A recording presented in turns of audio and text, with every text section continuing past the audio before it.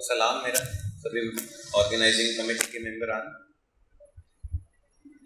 सभी लोग जो मौजूद हैं यहाँ पे। वकार साहब ने सबको एड्रेस किया है और तकरीबन सारे सवालों के जवाब दे दिए। मेरे को ऐसा लग रहा है कि मैं क्या ऐड कर सकता हूँ।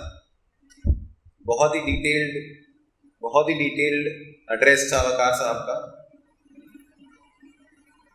मैं आप लोगों को बहुत डिटेल्स में कुछ चीज़ नहीं बताऊंगा क्योंकि आप लोग सब चला रहे हैं इंस्टीट्यूशंस, आपको पता है किस तरीके से इस्टेब्लिश होता है।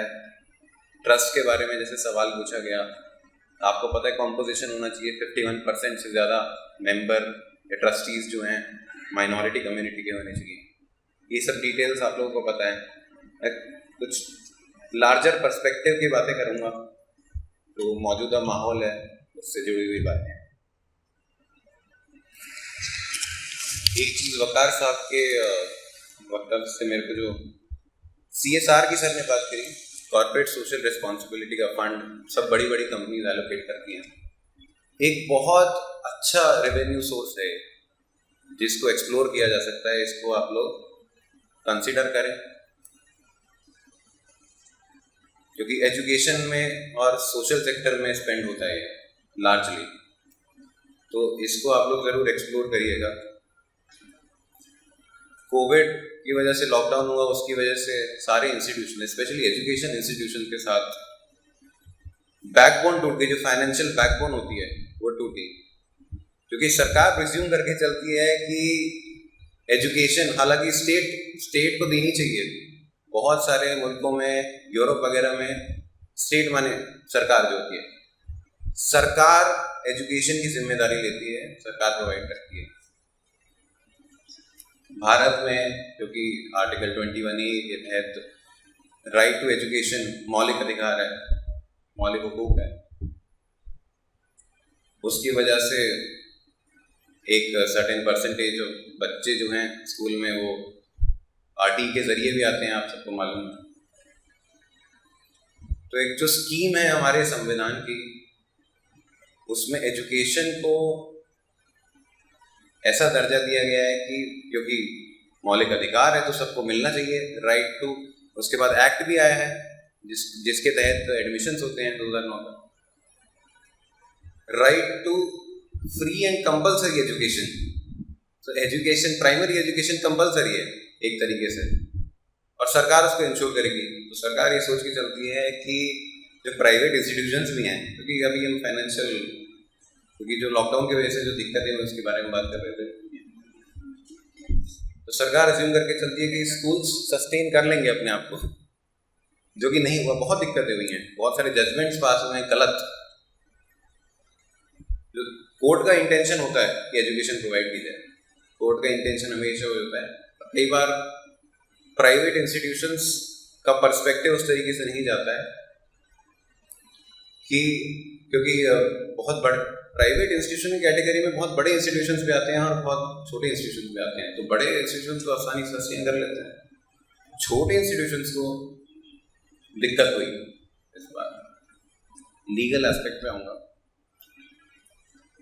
कंप्लायंसेस की बात हुई कि हम लोग कंप्लायंसेस अपने सही रखें जिससे कि सरकार हमें परेशान ना करे।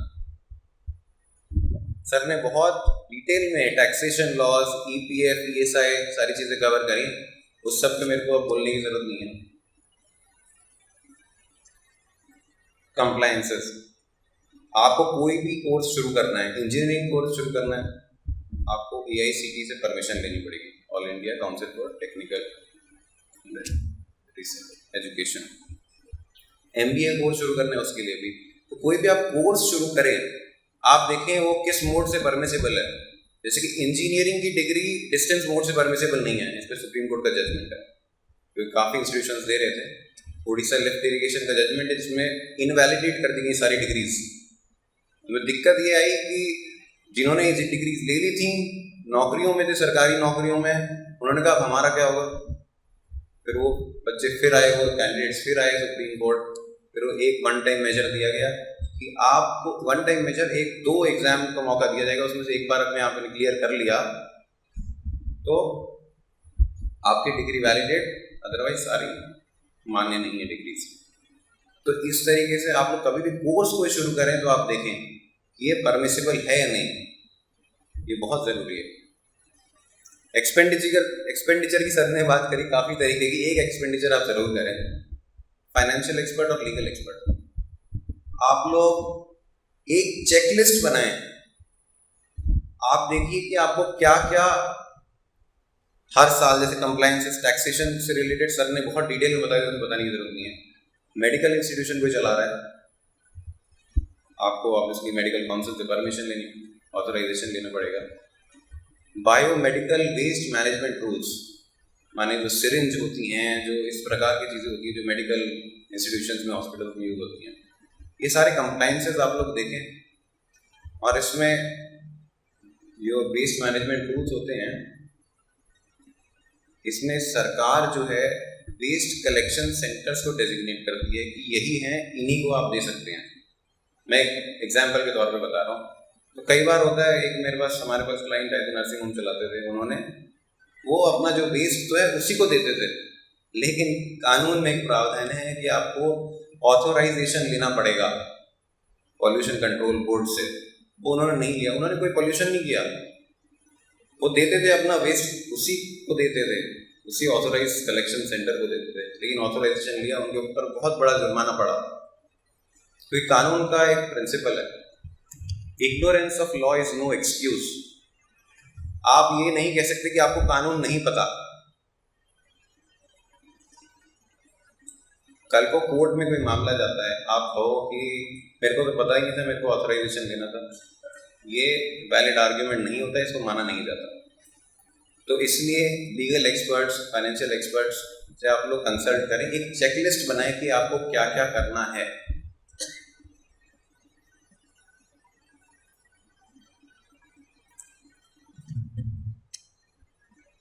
एक प्रोफेसर फैजान मुस्तफ़ा साहब का मैं कुछ पढ़ रहा था, एक वीडियो देख रहा था, उन्होंने कहा कि एक ट्रेंड है जो स्टैटिस्टिक्स से मालूम पड़ता है, national commission for minority education institutions के, कि जो माइनॉरिटी स्टेटस जो ग्रांट दिया जा रहा है वो धीरे धीरे करके कम इंस्टीट्यूशंस को अब ग्रांट हो रहा है साल दर साल। तो उसके कारण बहुत सारे हैं, हमें पता है। तो इसलिए बहुत ज़रूरी है कि हम लोग कहीं पे भी चूक ना करें। Therefore, all compliances must be made sure legal. अब सच्चर कमेटी की रिपोर्ट थी एक, आप सबको पता है, जिसमें कहा गया कि माइनॉरिटी कम्युनिटी, मुसलमान, SC ST, SC से भी ज़्यादा एजुकेशन में बैकवर्ड है। इसलिए बहुत इम्पोर्टेंट है कि हम लोग एक scientific education, scientific temper develop करें। रिलीजियस इंस्ट्रक्शंस बहुत ज़रूरी हैं। कानून में, संविधान में आर्टिकल अनुच्छेद 25 से अनुच्छेद 30 तक रिलीजियस फ्रीडम्स की बात करी हुई है, सबको अधिकार दिया है। आर्टिकल 30 में आप सबको पता है एजुकेशन इंस्टीट्यूशन इस्टेब्लिश करने का। ये रिलीजियस इंस्ट्रक्शन बहुत ज़रूरी है, उसके साथ साइंस, मैथ और भाषाएं, रीजनल लैंग्वेजेस, अंग्रेज़ी भी, क्यों नहीं, क्योंकि जो लिटरेचर है, मान लीजिए लॉ की मैं बात करता हूँ, ज़्यादातर लिटरेचर सब इंग्लिश में ही अवेलेबल है। तो अगर हमें compete करना है, एक्सेल करना है, रिलीजियस भाषाओं का की अपनी जगह है, अगर हमें compete करना है, we have to adopt that language.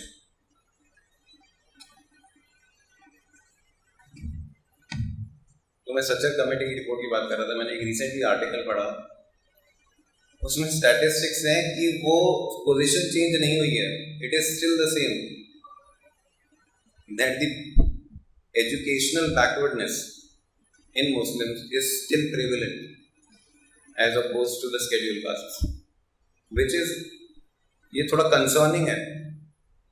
ये कंसर्निंग है क्योंकि हमारा ध्यान भटक रहा है बहुत सब चीज़ों से, और एजुकेशन पे फोकस बहुत ज़रूरी है। ये सब लीगल बातें नहीं है, एक सोशल बातें हैं, लेकिन मेरे को लगा कि ये बहुत ज़रूरी है इनको एड्रेस करना। हम लोग एजुकेशन पे फोकस करें, इसलिए कहीं पे भी चूक ना हो, जिससे कि सरकार हमें, क्योंकि जब हमारा ध्यान सरकार की तरफ जाता है कि कोई कंप्लायंस नहीं किया, कोई नोटिस आ गया, कोर्ट में जाना पड़ रहा है, कमीशन में जाना पड़ रहा है, तो हमारा ध्यान भटकता है, फिर हम एजुकेशन फोकस नहीं कर पाते हैं, अपने मैनेजमेंट एडमिनिस्ट्रेशन पे फोकस नहीं कर पाते इंस्टीट्यूशन के। एक आर्टिकल और पढ़ा मैंने कि मैं शॉर्ट नोटिस पे आया हूँ, एडवोकेट मोहम्मद असद खान जी को एड्रेस करना था आप लोगों को, बट वो पर्सनल डिफिकल्टी की वजह से नहीं आ पाए। शॉर्ट नोटिस पे आया तो मैं कुछ ऐसी आर्टिकल्स पढ़ रहा था। एक इसी अप्रैल का आर्टिकल है, उत्तर प्रदेश सरकार मौजूदा, उसने ऑर्डर किया है physical verification of the infrastructure, rent, teachers, इस सब का फिजिकल वेरिफिकेशन, मदरसों का, एजुकेशन, माइनॉरिटी एजुकेशन। तो जब वो होगा तो कमियां पाई जाएंगी, और कोई एक हेल्दी इंस्टीट्यूशन कोई भी चल रहा हो, अगर सरकार उसमें कमी निकालना चाहे तो निकाल सकती है, इसमें कोई बड़ी बात नहीं है। इसलिए हम लोग जितनी, एक ड्यू डिलिजेंस का कॉन्सेप्ट है कानून में, ड्यू डिलिजेंस,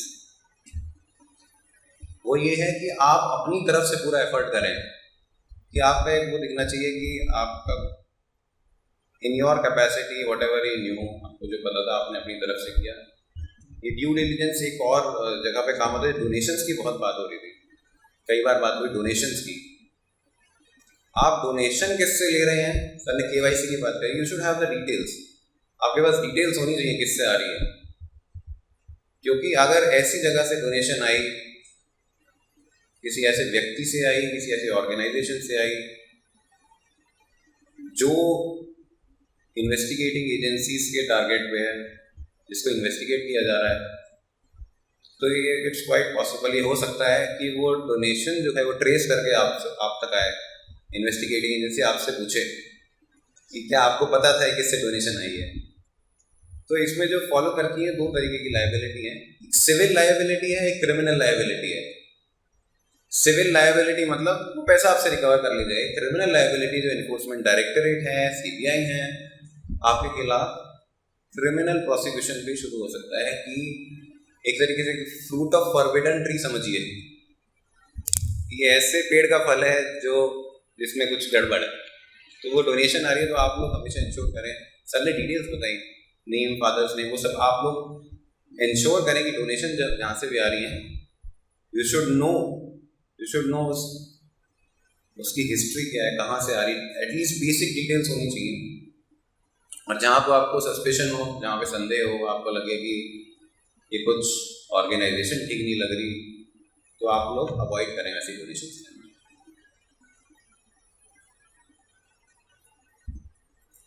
एक इंक्लूसिविटी की मैं बात करूँगा, विमेन को ज़्यादा चांस दिया जाना चाहिए, आज भी रिप्रेजेंटेशन विमेन का नहीं है, होना चाहिए। पर्सन्स विद डिसेबिलिटी, जो डिसेबल्ड विकलांग लोग हैं, उन लोगों का रिप्रेजेंटेशन, एक RPWD एक्ट है, right of persons with disability, तो उसमें जितनी पब्लिक प्लेसेस है, जैसे ग्रांटिंग एड हम लोग लेते हैं स्टेट का, तो हमारे जो इंस्टीट्यूशंस हैं उसमें स्टेट माने सरकार का एलिमेंट है, यहाँ पे भी जितना भी हम डोनेशन ग्रांटिंग एड लेते हैं उतना एलिमेंट है सरकार का, तो हम स्टेट जो कॉन्सेप्ट है दैट इज गवर्नमेंट, उसमें हम काउंट हो सकते हैं। तो स्टेट की जितनी भी प्रीमाइसेस जो पब्लिक प्लेसेस हैं उसमें मैंडेट है, वो लागू अभी तक नहीं हुआ है, ये दिक्कत है, लागू नहीं हुआ है, लेकिन वो सब एक्सेसिबल होने चाहिए। पर्सन से डिसेबिलिटी, विकलांगों की बात कर रहा हूँ, तो सब एक्सेसिबल होने चाहिए। मान लीजिए हमें यहाँ पहुँचना है तो सिर्फ सीढ़ियाँ ना हो, एक स्लोप भी हो, तो हम लोग वो कोशिश करें कि हमारे जो प्रीमाइसेस हैं वो एक्सेसिबल हो, क्योंकि ये इम्प्लीमेंट होगा आने वाले समय में इम्प्लीमेंट होगा। तो अगर आप अगली बार कंस्ट्रक्शन करा रहे हैं तो आप उस चीज़ का ख्याल रखें, या कोई रेनोवेशन करा रहे हैं प्रीमाइसेस में। एक और एक्ट था, प्रिवेंशन ऑफ विमेन, ये sexual harassment at work place का जो कॉन्सेप्ट है, कि कोई लेडी, औरत, वुमेन कोई काम करने जा रही है और वहाँ पे उसको सेक्सुअल हैरेसमेंट फेस करना पड़े। सेक्सुअल हैरेसमेंट की डेफिनेशन बहुत बड़ी है कि किसी ने कुछ बोल दिया, उनको बुरा लग गया,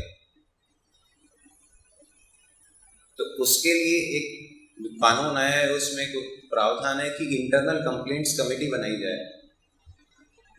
एक लागू नहीं किया, ज़्यादातर जगह स्कूल्स में नहीं करते हैं, बट अगर आप चाहें तो आप लोग कर सकते हैं कि इंटरनल कंप्लेंट्स कमेटी बनाइए, इसमें मेंबर कि आप किसी को शिकायत हो तो उस पर जाके कर सकते हैं, जिससे कि बातें बड़ी ना हो, जिससे कि वो एड्रेस हो जाए। लोकल म्यूनिसिपल लॉज का कंप्लायंस की सर ने तकरीबन सारी ही बात कर ली। म्यूनिसिपल लॉज का कंप्लायंस आप लोग ज़रूर करें। प्रीमाइसेस है वो एज पर दी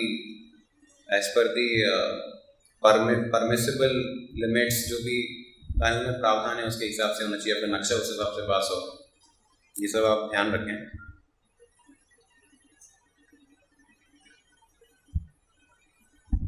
जब आप ये चेकलिस्ट बना लेंगे कि क्या क्या हमें करना है, उसके बाद आपका इंस्टीट्यूशन ऑटो पायलट पे चलेगा। फिर आपको लगातार, क्योंकि लॉज में चेंजेस होते हैं, बट वो आपको इन्फॉर्म किया जाएगा, आपके लॉयर करेंगे इन्फॉर्म, सीए करेंगे इन्फॉर्म, ऑटो पायलट पे जाएगा। पर अभी क्योंकि आप लोग आए हैं यहाँ से कुछ सीख के जा रहे हैं, तो आप लोग जाइए जो आपके लोकल लॉयर है, एक एक्सपेंडिचर आप और कीजिए, लोकल लॉयर है उनके साथ बैठिए, उनसे पूछिए कि क्या क्या कंप्लायंसेस हम नहीं कर रहे हैं जो बाकी इंस्टीट्यूशंस करते हैं। लेटर से माइनॉरिटी इंस्टीट्यूशंस नहीं है जो बाकी प्राइवेट इंस्टीट्यूशंस कर रहे हैं। तो आपका इंस्टीट्यूशन ऑटो पायलट पे चला जाएगा। तो कंप्लायंस आज के परिप्रेक्ष्य में, आज के माहौल में, मौजूदा माहौल में बहुत ज़रूरी है लीगल, जिससे कि कोई आपकी सिविल क्रिमिनल लाइबिलिटी ना आए। क्योंकि शब्द टारगेट नहीं यूज करना चाहूँगा, बट एक प्रकार से स्क्रूटिनी तो है, क्योंकि ट्रेंड मैंने बताया, ट्रेंड ऐसा है कि कम ग्रांट हो रहे हैं दर्जे माइनॉरिटीज के, तो स्क्रूटिनी भी ज़्यादा होगी, जायज़ है। तो इस कारण से बहुत डिटेल्स में आपको नहीं बता रहा हूँ,